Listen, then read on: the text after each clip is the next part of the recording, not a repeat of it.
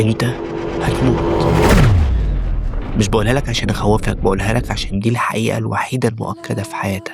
كل حاجة ممكن تتغير، الصحة والفلوس والناس والأحلام، بس الموت ده اليقين. الغريب إن الحاجة الوحيدة المؤكدة دي هي اللي بنهرب من التفكير فيها أكتر حاجة في الدنيا. بنشتغل، بنتسلى، بنبص في موبايلاتنا، بنشغل وقتنا في كل حاجة عشان ما نفكرش إن الوقت بيعدي، ما نفكرش إن في حاجات عايزين نعملها وما عملناهاش، ما نفكرش إن في يوم هنروح فيه. بس التجنب ده مش بيحمينا، بيضيع وقتنا وبس، لأن الوقت بيعدي سواء فكرنا أو ما فكرناش. لما بتفكر في الموت بجدية بيحصل حاجة غريبة، الأمور اللي كانت بتاخد كل تفكيرك فجأة بتبقى صغيرة جدا. يعني مثلا رأي فلان فيك، هل ده مهم؟ الخوف من الفشل، هل ده معقول؟ الموت بيوضح لك الصورة الحقيقية، بيفصل بين اللي يستاهل واللي ما يستاهلش، زي ما حد بيشيل ستارة من على عينيك ويخليك تشوف الطريق واضح لأول مرة.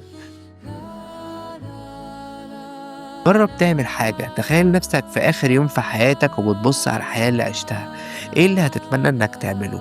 ايه اللي هتندم انك ما عملتوش؟ مش اجابات كبيرة، الاجابات الحقيقية بتكون صغيرة وبسيطة.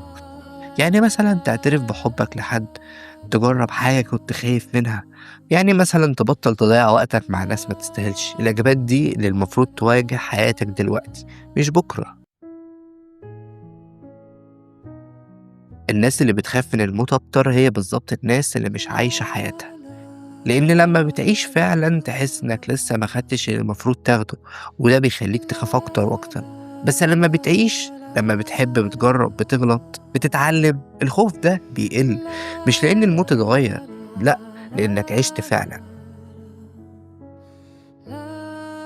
في وهم كبير احنا عايشينه، إن لازم نعمل حاجة تخلينا خالدين، نبني حاجة كبيرة، نبقى مشهورين، نسيب أثر. بس الحقيقة جدك الكبير انت عارف اسمه في 100 سنة حد هيعرف اسمك؟ ومش معنى ده إن حياتك ملهاش قيمة، معنى ده إن القيمة مش إنك تتذكر، القيمة في إنك تعيش. الموت هو اللي بيديك الحرية إنك تعيش. لما تتقبل إنك هتموت، توقف تضيع وقتك في حاجات ما تستاهلش، بتوقف تخاف من رأي الناس، بتوقف تأجل الحاجات المهمة، بتوقف تعيش حياة مش حياتك. قبول الموت مش استسلام، ده وعي. الكلام ده مش عشان يخوفك، الكلام ده عشان يصحيك. الوقت اللي عندك حقيقي، واللي بتعمله بيه اختيارك انت، مش وقت تضيعه في خوف، في تأجيل، في حياة مش بتاعتك. عندك وقت تعيشه فعلا.